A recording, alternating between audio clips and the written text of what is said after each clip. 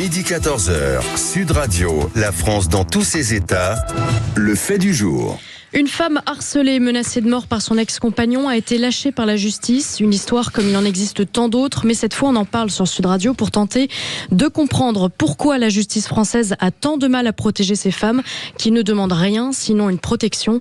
On en parle avec Faiz Zaïd, président de l'association Écouter et Agir. Bonjour.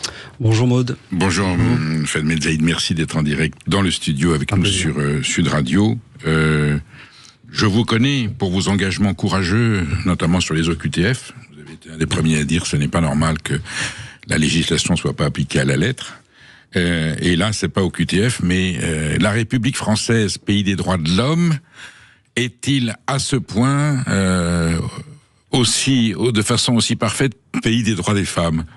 On peut en douter, et effectivement, et Dieu sait si la condition féminine depuis Gisèle-Halimi et même avant a été un sujet de débat politique, d'enjeux sociaux, débattus largement, avec des mesures qui ont été prises par rapport à il y a 50, 40 ou 30 ans, c'est gigantesque. Nous avons d'autres pays où la situation était encore plus tragique, comme l'Espagne, qui sont allés très loin dans la législation. Je vais vous poser deux questions. Un, la législation française a-t-elle vraiment fait de grands progrès par rapport à ce qu'elle était et reste-t-il encore à faire? Et, une fois cette législation en place, est-ce que la justice, est-ce que les tribunaux utilisent bien 100% de cette législation pour juger quand il y a une tragédie d'une violence conjugale? Alors, moi je vais être très clair, très cash, absolument pas. Pour un pays qui se prétend 16e puissance mondiale, on est, c'est ce que je dis tout le temps, complètement à la ramasse concernant notre système judiciaire. Ça c'est... Sur cette question-là ou en général? En général, bien sûr, bien entendu, en général. On a parlé de l'Espagne. C'est fort ce que vous dites. Ah mais c'est fort, mais c'est véridique. Vous dites que la justice française aujourd'hui, aussi exemplaire qu'elle puisse paraître, elle a des carences énormes. Mais complètement. Enfin, on vient de parler de l'Espagne. L'Espagne qui a fait un bond extraordinaire. Qui sortait de 40 ans de dictature d'extrême droite. Exactement. Et concernant les violences conjugales, ils ont créé des tribunaux exprès pour ça, dédiés à ça, parce qu'ils ont pris conscience de beaucoup de choses que nous, ici en France, honnêtement, je me pose moi-même la question. Qu'est-ce qui se passe ici en France pour qu'on puisse être aussi laxiste? C'est...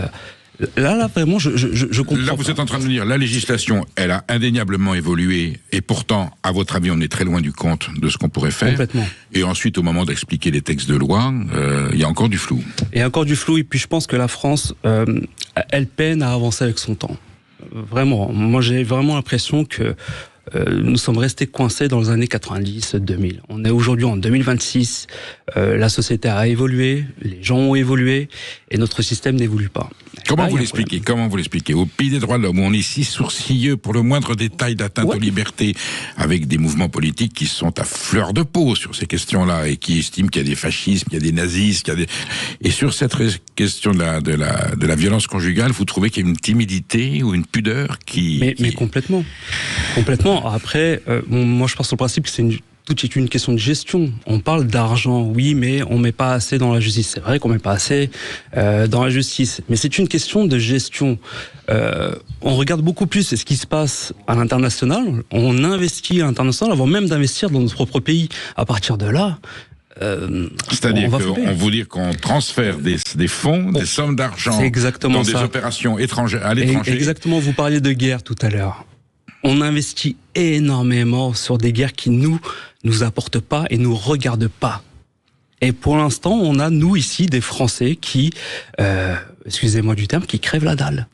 Vous tenez un discours qui est celui de partis politiques qui sont au cœur d'une polémique, vous êtes d'accord? Et je sais bien que vous ne le dites pas pour ça. Oui, mais vous constatez vous aussi que l'argent du contribuable n'est pas toujours utilisé de façon légitime.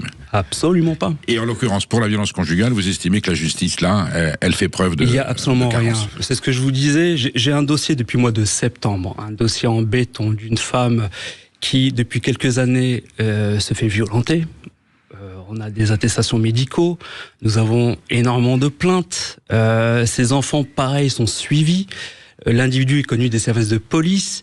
Enfin, on a fait énormément d'enquêtes, que ça soit moi, que ça soit les forces de l'ordre. Bien sûr. Alors, c'est la police qui est d'abord timide ou c'est la police et la justice? Non, c'est d'abord la justice et ensuite la police. Parce que moi, vous savez, j'ai eu la gendarmerie très récemment en leur expliquant, écoutez, les 6 mois d'enquête qu'on avait fait, il s'avère flop, il y a eu déboutage, donc la personne a été déboutée. J'ai quand même demandé une protection policière, une OP, c'est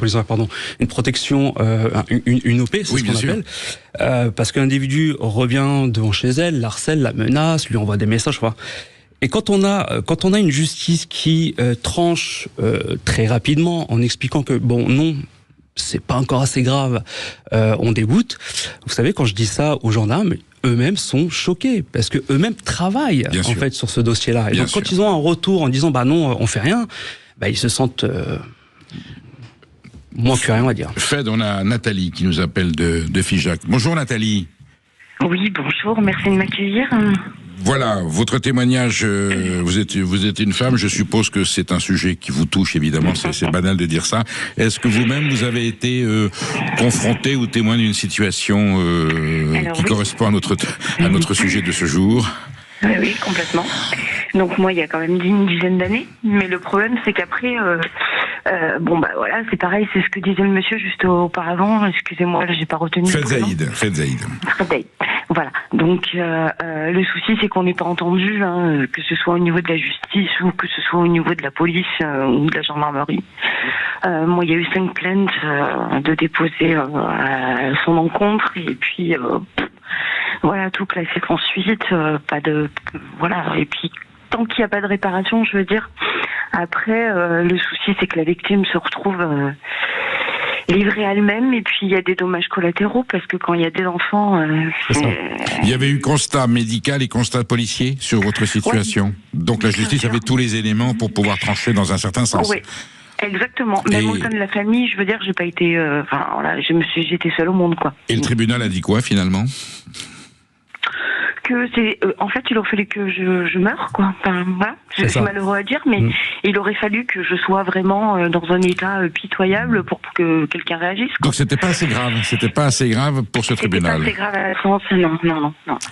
Fed Zaïd, c'est un témoignage. Merci Nathalie pour votre témoignage qui colle vraiment au sujet dont on est en train de débattre avec Fed Zaïd. Mais ça fait froid dans le dos. Alors, on en a pas des centaines, peut-être des milliers depuis plusieurs années. Bien sûr. Est-ce qu'un jour ça va pouvoir bouger ? Il faut que quoi ? Qu'un parti politique, qu'un leader politique prenne le dossier à bras-le-corps ? Donc ça c'est sûr qu'il faut plus avoir de politique politicienne déjà.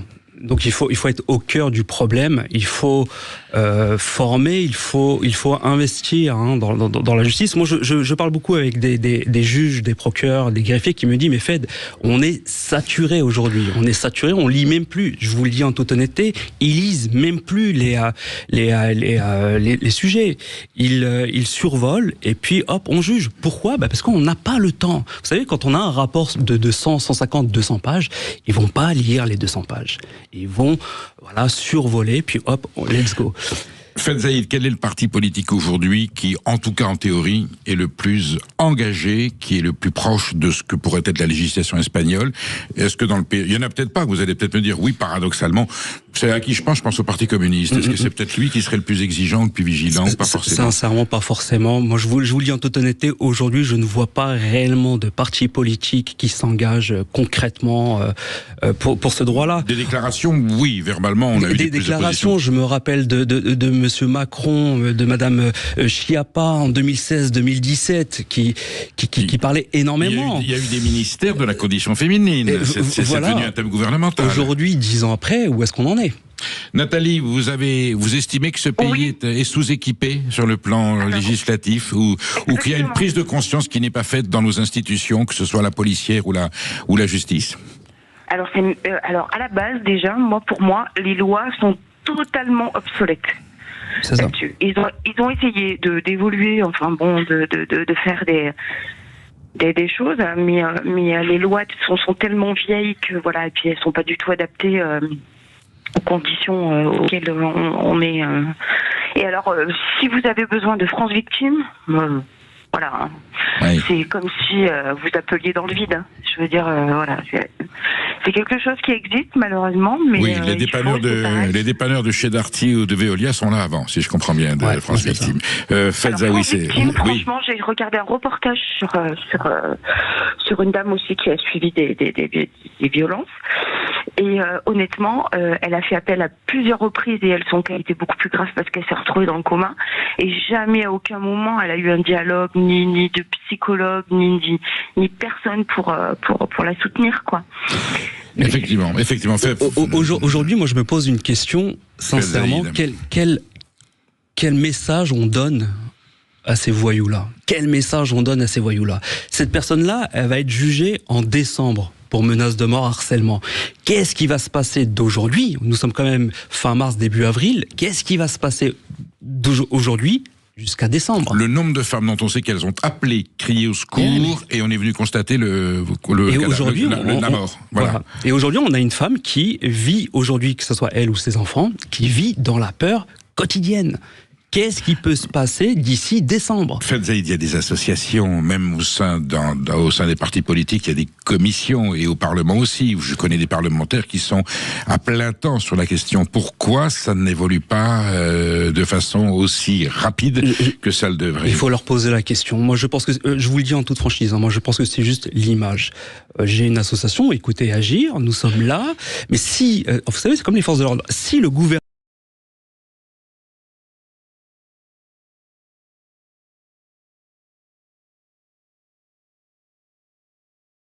c'est pas possible qu'on ait ça chez nous. On ne peut plus penser à ça. On ne peut plus penser à ça. Mais on a l'impression que c'est ça. Non.